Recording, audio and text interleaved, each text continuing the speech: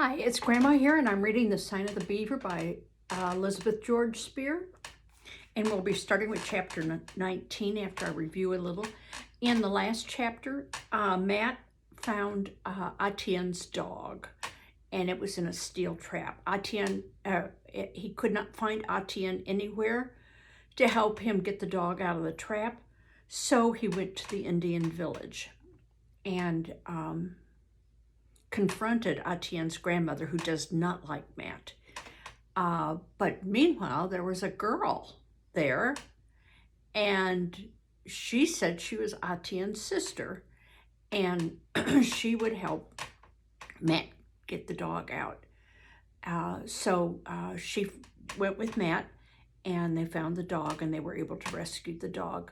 Meanwhile, Attean's grandmother was maybe impressed with Matt, that he would care about Attean's dog.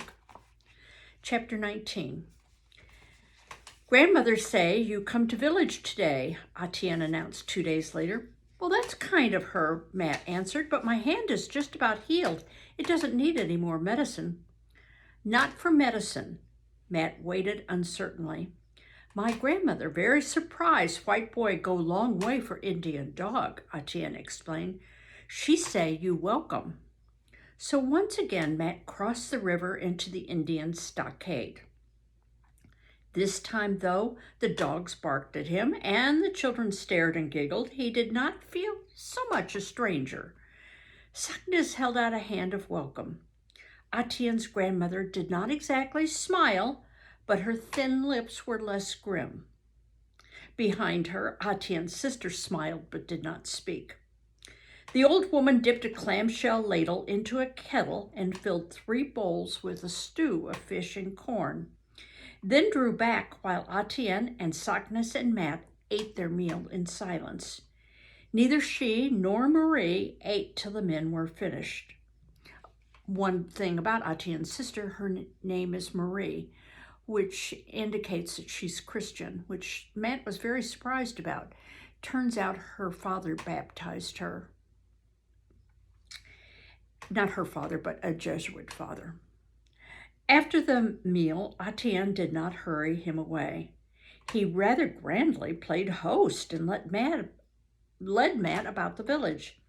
He was amused when Matt kept stopping every few feet to watch what the women were doing. Matt was filled with curiosity. He knew well enough that Attean was scornful of the squaw work the white boy had to do, but Attean didn't have to worry about what he was going to eat the next day. There were so many things Matt wanted to learn. He observed carefully as 2 women pounded dried kernels of corn between 2 rounded stones, catching the coarse flour on a strip of birch bark. He marked how they spread berries on bark so that the sun dried them hard as pebbles. He admired the baskets made of single strip of birch bark, bent and fastened at the corners so tightly that water could be boiled inside. I must remember that, he resolved. I could do that myself if I tried. For a time, Attean good-naturedly answered his questions. Finally, he grew impatient of squaw work. He led Matt toward a cluster of boys who squatted in a circle in the dirt pathway, absorbed in some noisy game. The boys widened their ring to make room for 2 more, and Matt crouched awkwardly on his heels to watch them. One after the other, they were shaking 6 smooth bone discs in a wooden bowl and tossing them out on the ground. What does that remind you of? It kind of reminds me of dice that are made of what looks like bone. Each disc was marked on one side with a band of red paint. When each boy had had a turn, the one who had thrown the most discs to land painted side up was proclaimed the winner, and with much gloating, he collected from each of the others a number of small sticks. Then they handed the bowl to Matt. His luck was good. 5 of the discs showed red bands, and with laughter and clowning, the others piled up before him a little heap of sticks. What was so exciting about this simple game, he wondered, to cause so much shouting? The bowl went rapidly around the circle, the sticks kept changing hands, and presently He had the answer. One of the boys had no sticks left to pay. With a mocking groan, he unclasped from his arm a wide copper band and tossed it to the winner. So that's it, Matt thought silently. Sooner or later, I'm bound to lose too. And when I do, what will they expect me to forfeit? He did not have long to wait. At his next turn, every one of the discs landed blank side up. Ruefully, he handed over the last of the sticks he had won. There was a gleeful shout, and then they waited. What do I have? He thought desperately. Nothing in his pocket but his jackknife, and his life depended on his jackknife. Then the boy nearest him reached over and jerked roughly at the sleeve of his shirt. Matt pretended not to understand, and the boy tugged harder. Two of the others got to their feet, plainly ready to tear the shirt from his back. Attean made no move to help him. Grimly, he pulled the shirt over his head and tossed it to the winner. It served him right, he supposed. His father had always forbidden him to gamble. But what was he going to do without that shirt? It was the only one he had. Now Attean put an end to the game. He leaped to his feet and produced from nowhere a soft ball made of deerskin. Instantly, the others raced off in all directions and came back carrying thin sticks. One of these was thrust at Matt. It was a curious sort of bat, light and flexible with a wide, flat curve at the tip. Forgetting his humiliation, Matt suddenly grinned. With a bat in his hand, he could hold his own with the Indians. The boys back in Quincey could have told him that. Eagerly, he joined in the scramble of choosing sides. I don't think it's the game he thinks it is. But never had he played a game like this, so fast and merciless. The ball could not be touched by hand or foot. If it fell to the ground, some player scooped it up with the tip of his bat and sent it spinning again. Do you know what sport it is they're playing? I do. I have a granddaughter that plays this sport. It's called Lacrosse. And lacrosse is a Native American game that many people play in the United States, especially in high schools and colleges. Anyway, I'll go on. If it fell to the ground, some player scooped it up with the tip of his bat and sent it spinning again. The Indian boys were bewilderingly quick and skillful, and they wielded their bats with no heed for each other's heads, and certainly not for Matt's. It was no accident, he knew, when an elbow jabbed suddenly onto his right eye. These boys were putting him to the test. Ignoring the blows that fell on his head and shoulders, Matt swung grimly at the whirling ball, missing it over and over, but sometimes feeling that satisfying thwack of bat against leather. He was thankful now that he had no shirt. If only he could be wearing a breechcloth instead of tight English breeches. But there was no time for worrying about his clothes. Finally, by pure luck, he sent the ball into the hole in the ground that marked the goal. Out of breath and dripping, he grinned as his side generously cheered him and whacked his sore shoulders. Then with a whoop, they raced all together through the stockade gate down to the river and went leaping like frogs in the water. Matt floated face down, grateful for the coolness against his burning cheeks. All at once, a brown arm circled his neck and dragged him under. Squirming free, he seized a black head in both hands, and the two boys were drawn down. They came up gasping and grinning. Suddenly, Matt was enjoying himself. It was almost as good as being back in Quincey again. I think he's missed playing. The sun had reached the tops of the pines when he went to Attean's cabin to bid the grandmother goodbye. She stood studying him, and he flushed under her sharp eyes. He must look a sight, he knew. There was a lump as big as an egg on his forehead, and his right eye was probably going to turn black. She turned and spoke a few stern words to Attean.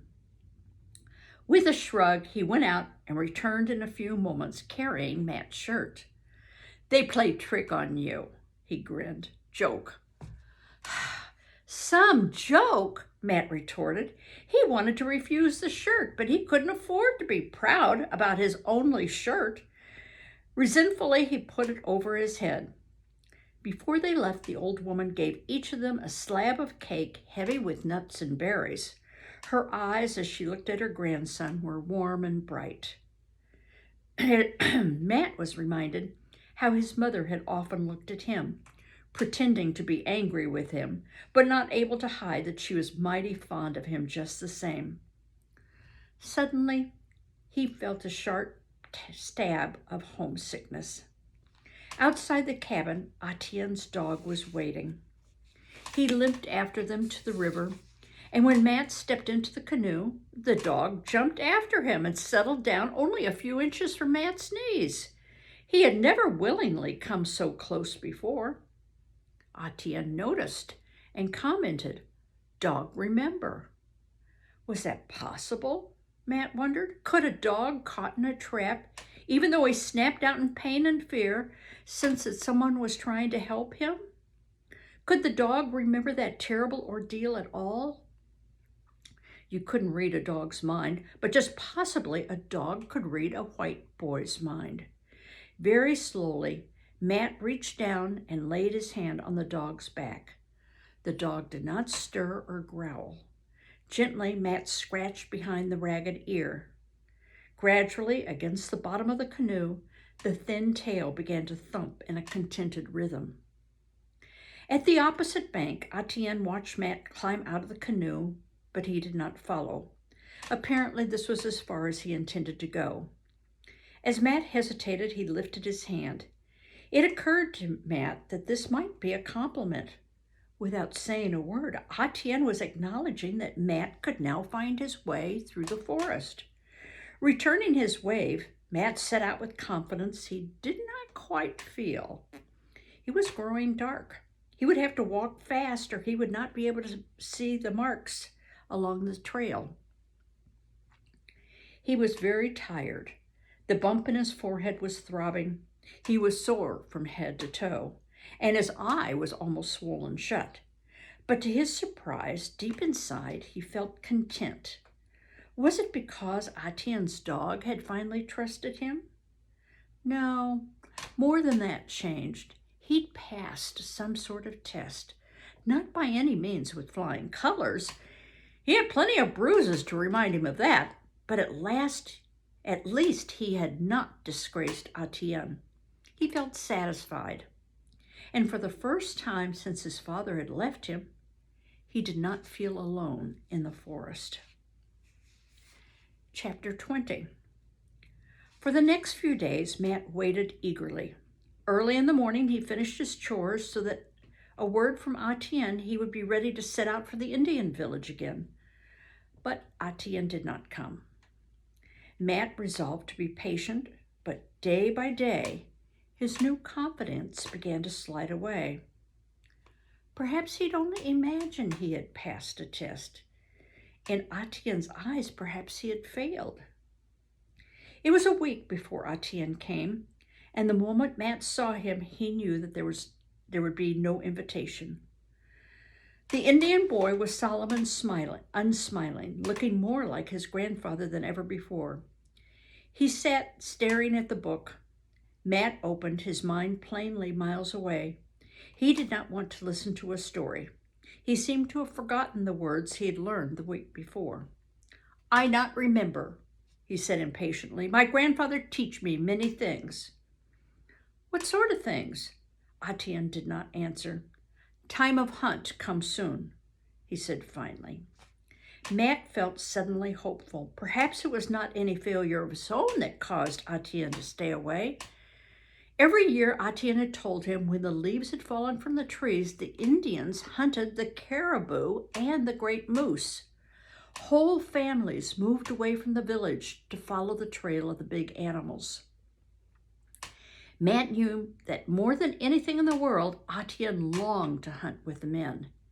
He could imagine now how Attean must have been staying close to his grandfather these last days, trying to be useful and to prove that he was fit to be one of them. "I not come tomorrow," Attean added, "maybe long time." "You're going on the hunt?" Matt tried hard to keep the envy out of his voice. Attean shook his head. "I go to find my manitou." Matt was puzzled. Was manitou another word for moose? "Maybe you call spirit," Attean explained. "All Indian boy must have manitou. It is time for me." "How can you find a spirit?" For a moment, Matt thought this was one of Attean's odd jokes, but he'd never seen his friend so serious, even troubled. "My grandfather teach me," Attean repeated. "Manitou come in dream." Then, seeing that Matt was not laughing, that he really wanted to understand, Attean went on, trying to explain, in his clumsy English, a mystery that could not truly be explained at all. "Every Indian boy must have a manitou," he said, before he could take his place as one of the men of the family. He had to find it for himself. No one could help him. His grandfather had been training him for many days. He had to learn many things. Now he must make the test. He would go out into the forest alone. First, he would make special preparation, bathe himself carefully, and take a special medicine to make him clean inside and out. Then he would go far into the forest and build himself a wigwam of branches. He would stay there alone for many days. He would not eat anything at all, even berries. After sundown, he would drink a little water from a brook. He would sing the songs that his grandfather had taught him and repeat the ancient prayers of his people so that his heart would be worthy. If he did all of this, if he waited faithfully, one day his manitou would come to him. Then he could go back to the village. He would have a new name. He would be a man and a hunter. "What would it be like, this manitou?" Matt questioned. "There's no way to know," Attean told him. "It could come in many ways. In a dream, he might see a bird or an animal or even a tree. He might not see anything at all. Instead, he might hear a voice speaking to him. There would be no mistake. When it came, Attean would recognize that it was meant for him. What if the manitou should not come? Instantly, Matt was ashamed of his question. A dark shadow had crossed Attean's face. There was something in his eyes that Matt had never seen there before. Sadness, and more than that, fear. "I wait," Attean said, "till he come. I can never be hunter."